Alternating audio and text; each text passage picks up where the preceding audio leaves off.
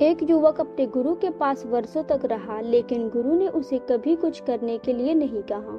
शिष्य बार बार सोचता रहता कि उसके गुरु उसको कुछ करने के लिए कहें, उसे आदेश दें कि वो क्या करे, लेकिन उसके गुरु हमेशा यही कहते, मुझे देखते जाओ, मैं जो करता हूँ वैसा करो, मैं जैसा नहीं करता उसे मत करो, उसे अपनी सीख समझो। लेकिन उसने कहा, मुझे कुछ समझ नहीं आता, मुझे कहीं और भेज दें। जिन परंपरा में ऐसा होता है कि अगर शिष्य मांग करता है कि उसे ज्ञान की प्राप्ति के लिए कहीं और भेजे, तो गुरु को ऐसा करना पड़ता है। फिर उसके गुरु ने कहा, ठीक है, यहाँ से कुछ दूर एक सराय है, वहाँ जाकर तुम 24 घंटे ठहरो, सराय का मालिक तुम्हें बहुत कुछ सिखा देगा। उस शिष्य ने अपने गुरु को प्रणाम किया और वहाँ से चल पड़ा। रास्ते भर वह यही सोचता रहा कि जब इतने बड़े गुरु के पास आकर ज्ञान प्राप्त नहीं हुआ तो वो सराय का मालिक मुझे क्या सिखा देगा। वह बस सोचते चला जा रहा था। जब वह सराय के पास पहुंचा तो उस सराय के मालिक की शकल सूरत देखकर उसका दिमाग खराब हो गया। उसने सोचा कि भला यहाँ मुझे क्या सिखाएगा, लेकिन क्या है, 24 घंटे ही तो उसे रुकना था, गुरु का आदेश था।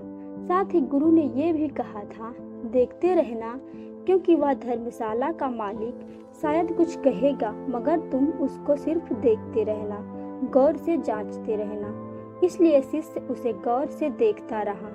उसने देखा वह दिन भर धूल झाड़ता रहा।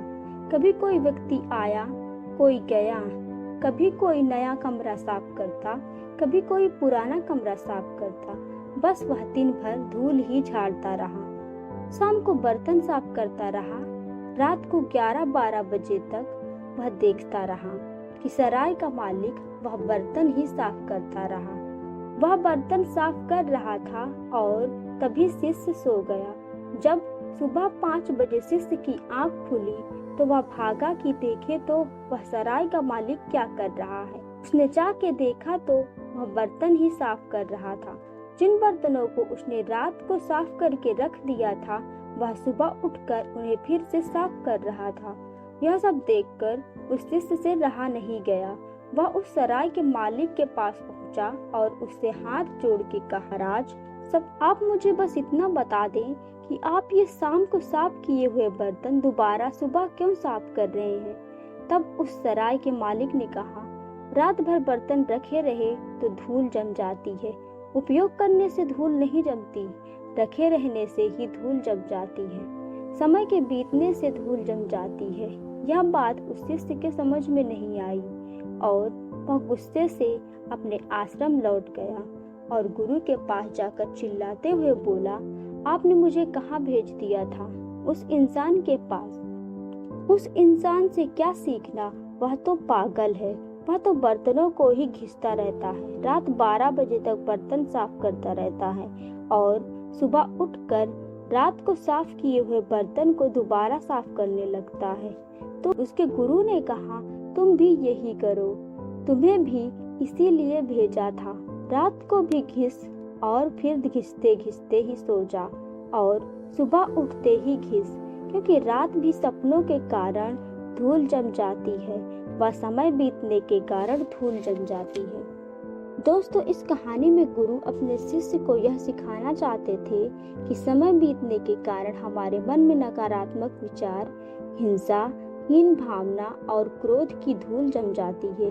इसलिए इस धूल को रोज साफ करते रहना चाहिए, क्योंकि हमारा दिमाग ऐसा ही बनाया गया है। यदि इसमें पॉजिटिविटी नहीं डालेंगे तो ये अपने आप ही नेगेटिविटी को आकर्षित कर लेता है। यहाँ गुरु सिखाना चाहते हैं, अगर हमें अपने लक्ष्यों को प्राप्त करना है तो अपने आप को हमेशा याद दिलाते रहना होगा कि आप कौन हैं, आपके लक्ष्य क्या हैं और आप क्या पाना चाहते हैं, क्योंकि समय के साथ नकारात्मक विचारों की धूल हमारे लक्ष्य को धुंधला करती चली जाती है। यदि जीवन में कुछ भी अचीव करना है तो हमेशा अपने आप को याद दिलाते रहें, आप कौन हैं, आप क्या बनना चाहते हैं, आपकी मंजिल क्या है। इसलिए गुरुजी ने अपने शिष्य से ये कहा, तुम भी अपने मन को साफ करते रहो, दिन को साफ करो, रात को साफ करते करते सो जाओ और सुबह उठकर साफ करो। अगर तुम्हें सचमुच ज्ञान की प्राप्ति करनी है तो तुम ऐसे ही करते रहो।